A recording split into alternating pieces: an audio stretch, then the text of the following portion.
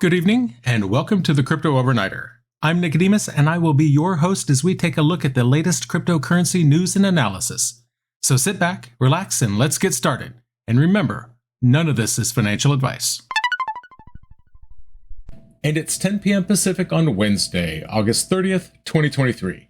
Welcome back to the Crypto Overnighter, where we have no sponsors, no hidden agendas, and no BS. But we do have the news, so let's talk about that. Tonight, a game of legal chess unfolds as Grayscale squares off against the SEC. Speaking of the SEC, they're also setting their sights on Binance with a sealed motion that could be a ticking time bomb. And don't miss the latest on Sam Bankman-Fried's ongoing legal battle. His prison tech is making headlines. Plus, X's new crypto license in Rhode Island could be a game changer for mainstream adoption, but at what cost? Tether is seeking solace in offshore banking, but can this strategy keep them afloat? And finally, SEBA Bank crosses a new milestone in Hong Kong, but will this move dilute the essence of decentralized finance? Strap in for an in-depth analysis. We're diving into the legal and regulatory labyrinth of the crypto universe. Grayscale Investments won a legal battle against the SEC.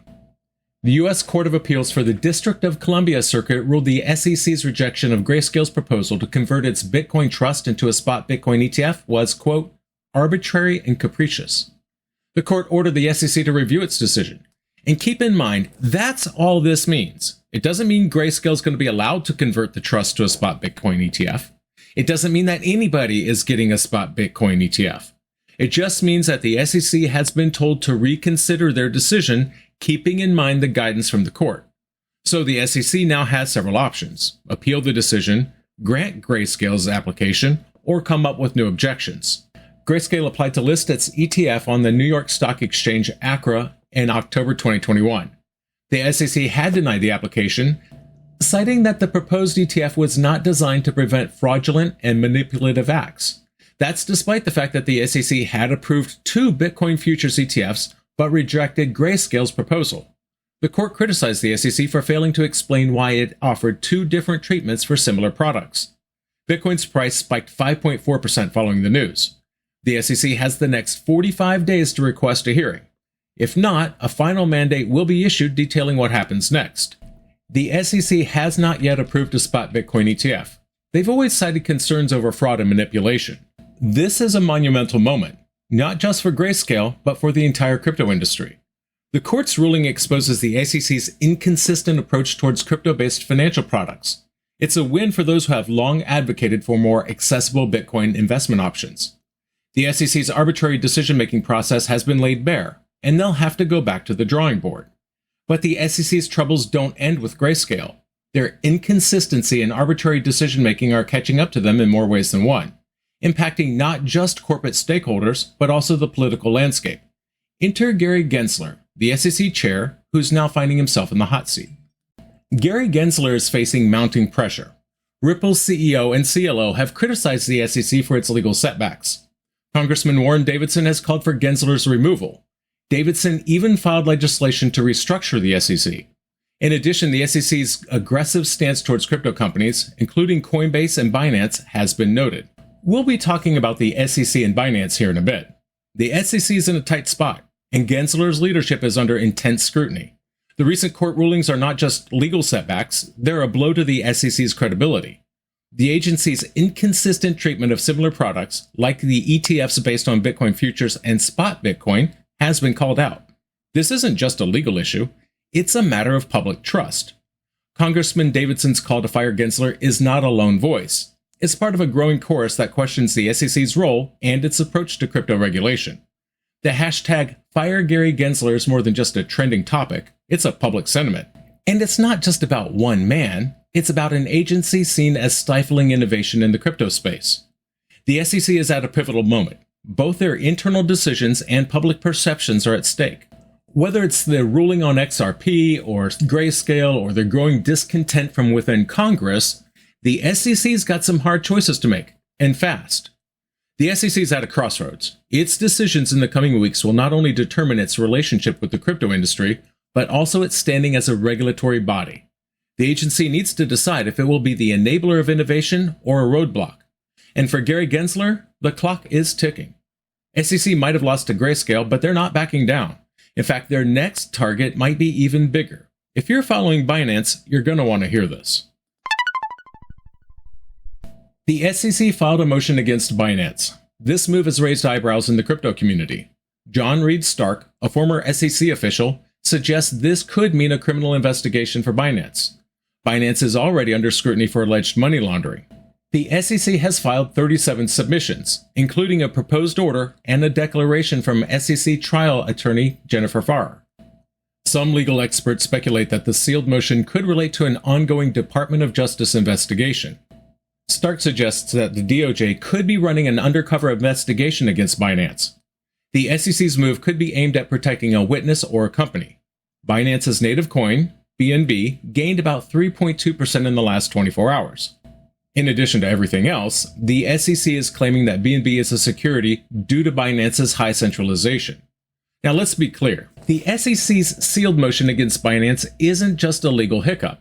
It's a seismic event that could reshape the crypto landscape. The secrecy around the move is fueling speculation and uncertainty, which is never good for market stability. The fact that Binance is already under multiple investigations in the US adds another layer of complexity. Stark's insights are particularly noteworthy. If the DOJ is indeed involved, we could be looking at criminal charges, possibly related to money laundering. This would be a significant blow to Binance and could set a precedent for how crypto exchanges are treated legally.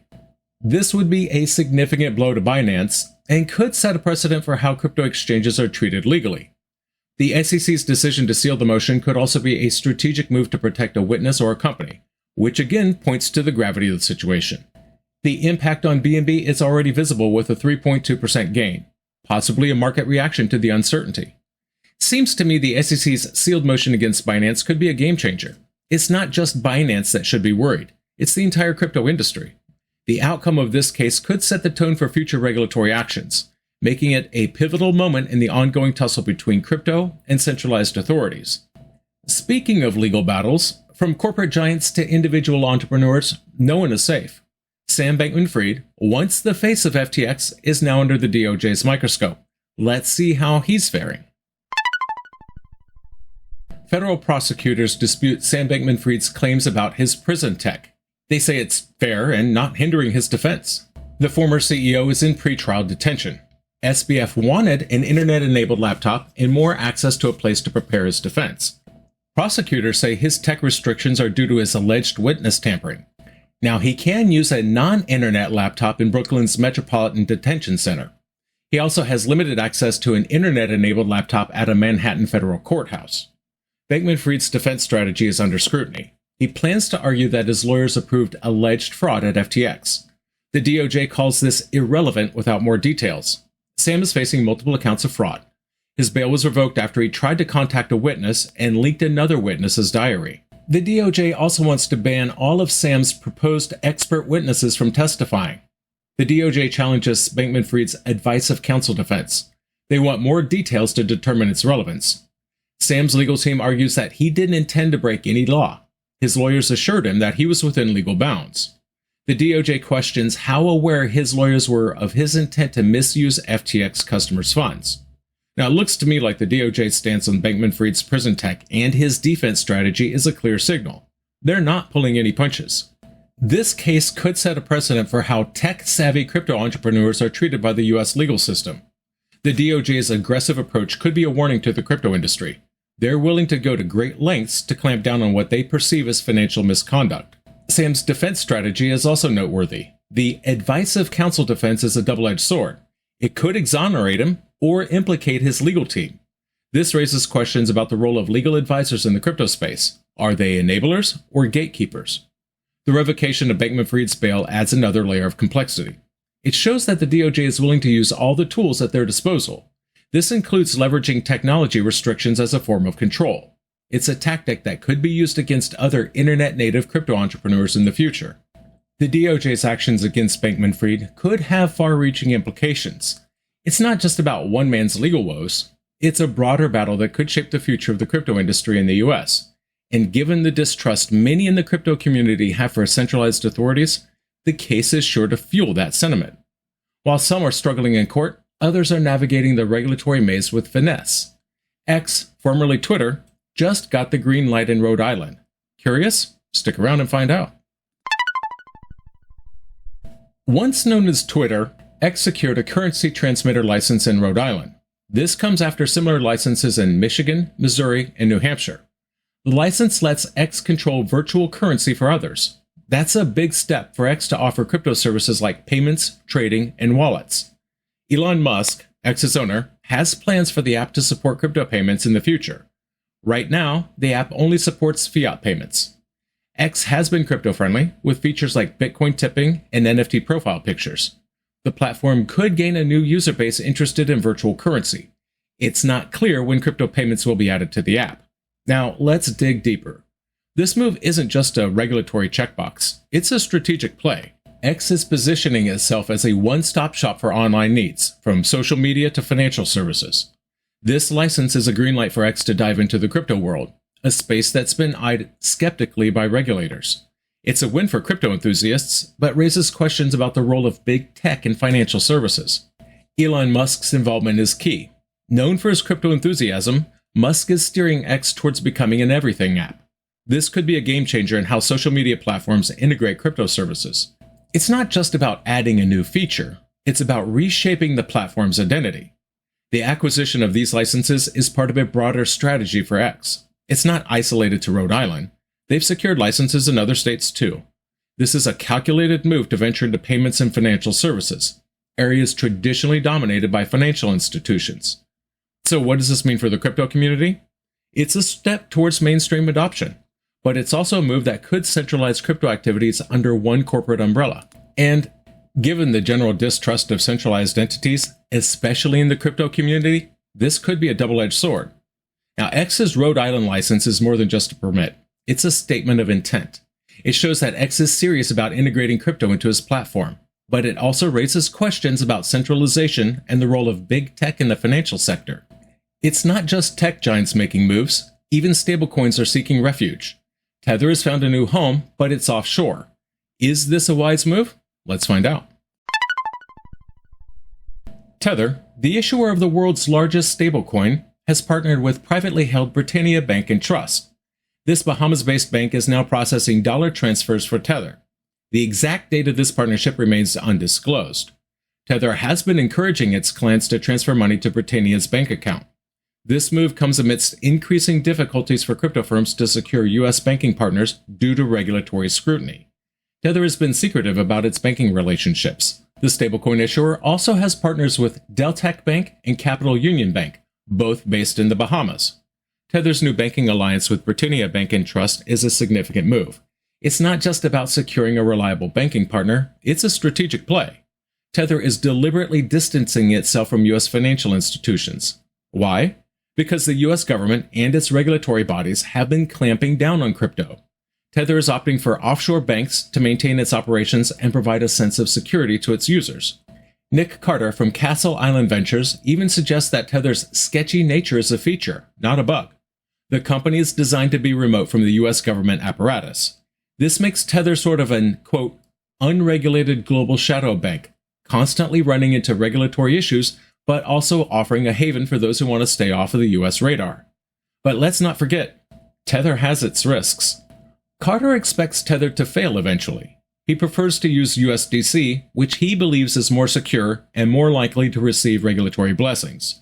So while Tether's new partnership might offer a temporary solution, the long-term stability of the stablecoin is still a question mark. Tether's partnership with Britannia Bank is more than just a business deal. It's a calculated move in a high-stakes game of financial chess, where the rules are written by regulatory bodies that many in the crypto community do not trust. Tether is playing the game, but how long can it keep dodging the regulatory bullets? Only time will tell. Tether may be seeking offshore partners, but some are finding welcoming arms in financial hubs. SIBA Bank's new milestone in Hong Kong might just change the game for crypto banks. SIBA Bank, a Switzerland-based crypto bank, has received in-principle approval from Hong Kong's Securities and Futures Commission. This approval allows SIBA to deal in securities, including crypto-related products like over-the-counter derivatives and structured products. The bank will also be able to advise on securities and virtual assets. It will offer asset management for discretionary accounts in both traditional securities and virtual assets. SIBA aims to get full official approval by the end of this year. The bank has already expanded into Hong Kong with a new office. Hong Kong's Legislative Council passed an amendment introducing a full licensing regime for crypto platforms. SEBA's Hong Kong subsidiary works primarily with its SUG-based parent company. The bank sees enormous potential in Hong Kong and Singapore, with strong demand from crypto firms for fully fledged banking services. This move by SEBA is a significant step in the crypto world, especially in a financial hub like Hong Kong. It's a clear sign that despite the global skepticism around cryptocurrencies, some regions are more than willing to embrace this new form of finance. Hong Kong's regulatory approval for SEBA is not just a win for the bank, it's a win for the crypto industry at large. It sets a precedent for other crypto-focused banks and financial services to enter the market. But let's not forget the timing. Hong Kong is very closely positioned to mainland China. While China has a crypto trading ban, Hong Kong serves as a gateway. SEBA's entry into Hong Kong could be a strategic move to tap into the Chinese market when it opens up. It's a calculated risk, but one that could pay off massively, given China's economic scale. Moreover, SEBA isn't just stopping at Hong Kong. They have plans to expand into other Asian markets like Singapore. This is a clear indication of the bank's aggressive strategy to dominate the Asian crypto market. And why not? Asia is becoming a hotbed for crypto activities, and SEBA wants a piece of the pie. So what does this mean for the average retail investor? It means more options, more competition, and potentially more innovation in the crypto financial services space. But it also means that the big players are moving in, and the crypto world is becoming more institutionalized, whether we like it or not. This is a pivotal moment, not just for SEBA, but for the entire crypto industry in Asia and globally. It's a step towards legitimizing crypto in the eyes of the world, but it also raises questions about the future landscape of a decentralized financial world. Will the entry of big players like SEBA dilute the very essence of what crypto stands for? We will find out, but for now, SEBA's in-principle approval in Hong Kong is a milestone worth noting. So, what happened? Grayscale knocked the SEC back on its heels, winning a court ruling that could reshape the landscape for Bitcoin ETFs. The SEC's credibility is at stake, and their chair, Gary Gensler, is feeling the heat from lawmakers. The SEC's sealed motion against Binance has set the rumor mill ablaze. With potential criminal investigations on the horizon, this case could be a watershed moment for crypto regulation. Sam Bankman-Fried's ongoing legal woes are spotlighting the DOJ's aggressive tactics. His advice of counsel defense could either exonerate him or implicate his legal team. X has secured another currency transmitter license, this time in Rhode Island. It's a strategic move, but one that raises questions about the role of big tech in the crypto space. Tether is doubling down on offshore banking partnerships. This is a clear attempt aimed at dodging US regulations, but how sustainable is this strategy? And lastly, SEBA Bank's in-principle approval from Hong Kong's SFC is a win for the crypto industry. But as big players move in, are we sacrificing the decentralized ethos that makes crypto unique? And that's going to do it for us tonight.